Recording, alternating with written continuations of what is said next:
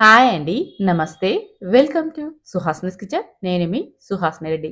ఈరోజు మన కిచెన్‌లో పిల్లల ఆరోగ్యానికి ఒక మంచి రెసిపీ చేసి చూపించబోతున్నా. పిల్లల లంచ్ బాక్స్‌కి లేదా పెద్దల లంచ్ బాక్స్‌కి చాలా చాలా బాగుంటుంది. పిల్లలు ప్రతి ఫుడ్‌ని కూడా అవాయిడ్ చేస్తూ ఉంటారు. అది తినం, ఇది తినమని మారం చేస్తూ ఉంటారు. ఒకవేళ మనం బాక్స్‌కి అది పెట్టించా కానీ వాళ్ళు తినకోకుండా అలాగే క్యారియర్ బ్యాగ్‌ని రిటర్న్ తెస్తూ ఉంటారు. కానీ ఇలా చేసి పెట్టండి. పిల్లల బాక్స్ ఖాళీ చేసుకొనొస్తారు. టేస్ట్ చాలా బాగుంటుంది. హెల్తీ కూడా. మరి ఇంకెందుకు ఆలస్యం? నేను చేసిన ఈ వెజిటబుల్ పులావ్‌ని ఒక్కసారైతే మీరు ఈ విధానంలో ట్రై చేయండి. పిల్లలకి బాగా నచ్చేస్తుంది. టేస్ట్ కూడా చాలా బాగుంటుంది. ఇందుకోసం ముందుగా స్టవ్ మీద ఒక గిన్నె కానీ, లేదా కడాయి కానీ పెట్టుకోండి. అందులోకి ఒక స్పూన్ దాకా నెయ్యిని కానీ, బటర్‌ని కానీ వేసేసుకొని వేడెక్కిన తర్వాత కొద్దిగా షాహీ జీరాని, ఒక బిర్యానీ ఆకుని వేసి బాగా ఫ్రై అయిపోయిన తర్వాత 2 ఇంచుల అల్లంని, 10 వెల్లుల్లి రెబ్బల్ని చిన్న ముక్కలుగా కట్ చేసి బ్రౌన్ కలర్ వచ్చేదాకా వేయించుకోవాలి. తర్వాత ఇందులోకి 3 పెద్ద సైజు ఉల్లిపాయల్ని పొడవుగా నైస్‌గా కట్ చేసి వేసుకొని బ్రౌన్ కలర్ వచ్చేదాకా వేయించుకోవాలి. చూడండి ఈ విధంగా ఉల్లిపాయలు బాగా మగ్గిన తర్వాత ఇందులోకి పావు కప్పు బీన్స్ ముక్కల్ని, పావు కప్పు క్యారెట్ ముక్కల్ని, అలాగే 4 పచ్చిమిర్చి చిలుకల్ని వేసేసుకొని ఇదంతా కూడా బాగా కలిసేలాగా కలుపుకోవాలి. ఈ విధంగా బాగా కలిపేసేసి మూత పెట్టి 5 నిమిషాల పాటు లో ఫ్లేమ్‌లో మగ్గించుకోవాలి. చూడండి మీకు 5 నిమిషాల తర్వాత చూపిస్తున్నాను. మనకి వెజిటబుల్స్ బాగా మగ్గాయి కదా! ఇలా ఒక 50% మగ్గిన తర్వాత ఇందులోకి ఒక కట్ట మెంతి కూరని శుభ్రంగా కడిగి చిన్నగా కట్ చేసి ఇందులోకి వేసుకోవాలి. అలాగే ఒక కట్ట పాలకూరను కూడా వేసుకోవాలి. ఈ ప్లేస్‌లో మీరు కావాలంటే వేరే ఆకుకూరల్ని కూడా తీసేసుకోవచ్చండి.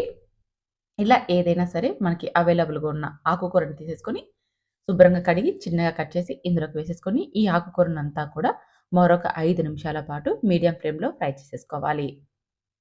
ఆకుకూరలు తినమంటే పిల్లలు అస్సలు తినరు. మనం ఫ్రై చేసి ఇచ్చినా సరే, లేదా పప్పులు చేసినా సరే, ఆకుకూర అంటేనే ఇష్టపడరు కదా! ఇలా పులావ్ చేసి పెట్టండి. రుచి చాలా బాగుంటుంది కాబట్టి, అసలు ఆకుకూర వేసినట్టు వారికి తెలియదు కాబట్టి, మొత్తంగా కూడా తినేస్తారు. పిల్లల ఆరోగ్యానికి చాలా మంచిది. పిల్లల లంచ్ బాక్స్‌కైతే ఒకసారి ఈ రెసిపీని ఖచ్చితంగా ట్రై చేయండి. చూడండి ఈ విధంగా లో ఫ్లేమ్‌లో ఆకుకూరనంతా 5 నిమిషాల పాటు మగ్గించుకున్న తర్వాత, ఇప్పుడు ఇందులోకి ఒక స్పూన్ దాకా పులావ్ మసాలాను వేసేసుకోవాలి. పిల్లల కోసం చేస్తున్నట్టయితే ఒక స్పూన్ వేసుకోండి. అదే పెద్దవారి కోసం కూడా చేస్తున్నట్టయితే 1.5 స్పూన్ దాకా వేసుకోండి. అప్పుడే స్పైసీ సరిపోతుంది. ఇలా వేసేసుకొని మరొక 3 నిమిషాల పాటు ఈ పులావ్ మసాలాను వేయించుకొని, తర్వాత గంట ముందే నానబెట్టుకున్న బియ్యాన్ని వేసేసుకోవాలి. బియ్యాన్ని నానబెట్టుకునేటప్పుడే ఏదైనా ఒక కప్పు కానీ, గ్లాస్ కానీ కొలతగా తీసేసుకొని నానబెట్టుకోండి. ఇలా నానబెట్టుకున్న బియ్యాన్ని నీళ్లు లేకుండా వంపేసేసి ఇందులోకి వేసుకోవాలి. అలాగే కొత్తిమీర తరుగును, కట్ చేసుకున్న 2 టమోటాలని వేసుకోవాలి. టమోటాలని ఇలా మనం రైస్‌తో పాటు వేసుకున్నామంటే టమోటాలనేది స్మాష్ అయిపోకోకుండా మనం రైస్‌లో తినేటప్పుడు అక్కడక్కడ టమోటాలు తగులుతూ ఉంటాయి. టేస్ట్ చాలా బాగుంటుంది. నాకైతే ఇలా టమోటాలు మగ్గి అక్కడక్కడ రైస్‌లో తినేటప్పుడు తగులుతూ ఉంటే చాలా నచ్చుతుందండి. మీకు ఒకవేళ ఆ ఫ్లేవర్ నచ్చుకుంటే మీరు వెజిటబుల్‌తో పాటే వేసేసి టమోటాల్ని సాఫ్ట్‌గా అయిపోయిన తర్వాత బియ్యం వేసేసుకోండి. ఇలా బియ్యాన్ని వేసుకొని 5 నిమిషాలు బాగా కలుపుతూ ఫ్రై చేసుకున్నాక, తర్వాత మనం ఏ కప్‌తో అయితే బియ్యం తీసుకున్నామో అదే కప్పుతో 1:30 కప్పు వాటర్‌ని వేసుకోండి. ఇక్కడ నేను 1:30 కప్పు బియ్యం తీసుకున్నాను కాబట్టి 3 కప్పుల నీళ్ళని వేసేసాను.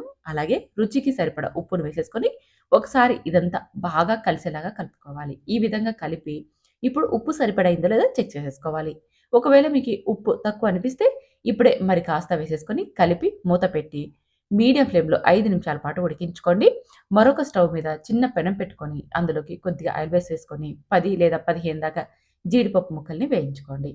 ఇవి లైట్‌గా వేగిన తర్వాత ఇందులోకి ఒక కప్పు దాకా పన్నీర్ ముక్కల్ని కూడా వేసేసుకొని వీటిని కూడా లో ఫ్లేమ్‌లోకి, మీడియం ఫ్లేమ్‌లోకి టర్న్ చేసుకుంటూ గోల్డెన్ కలర్ వచ్చేదాకా వేయించుకోవాలి.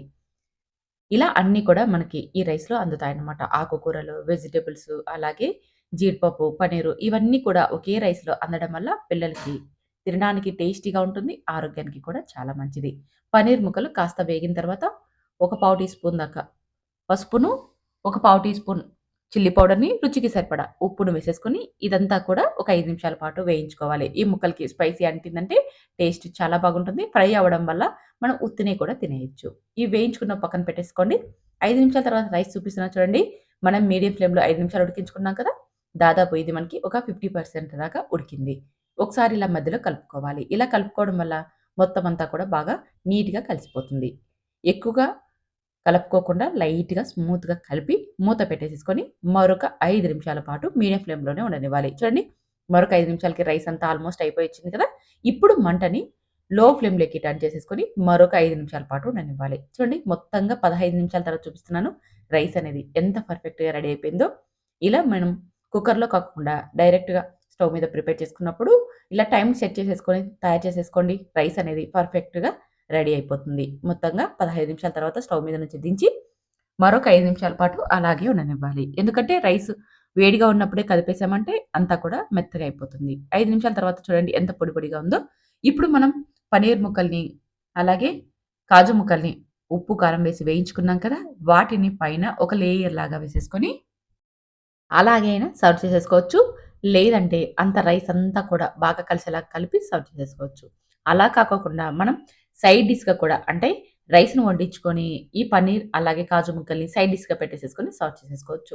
ఇలా మనకు నచ్చిన విధంగా ఈ పన్నీర్‌ని, కాజుని మనం వడ్డించుకొని తినొచ్చు. ఇలా రైస్‌ని ఒకేసారి మనం అన్ని పోషకాలు అందేలాగా తయారు చేసేసుకోవచ్చు. పిల్లలకి మంచి పోషక విలువలున్న ఫుడ్‌ని తయారు చేసి చూపించాను కదా! మీరైతే ఒకసారి ట్రై చేయండి. పిల్లలకే కాదు, పెద్దలకి కూడా ఇలాంటి రెసిపీస్ చాలా అవసరం. ఇప్పుడు చాలామందికి టైం చాలా తక్కువ. ఏదో ఒక పనులు చేస్తూ ఉంటారు. మంచి ఫుడ్‌ని తినాలంటే టైం ఉండదు. ఇలా చేసుకొని తినండి వీక్లీ వన్స్. చాలా చాలా మంచిది. టేస్ట్ చాలా బాగుంది. తప్పకుండా మీరైతే ఒకసారి ట్రై చేయండి. ట్రై చేసిన తర్వాత ఎలా వచ్చిందో కామెంట్ చేయండి. నేను చేసిన ఈ విధానం మీకు నచ్చితే మీరు ట్రై చేసి మీ ఫ్రెండ్స్, ఫ్యామిలీ మెంబర్‌కి కూడా షేర్ చేయండి. Thank you for watching.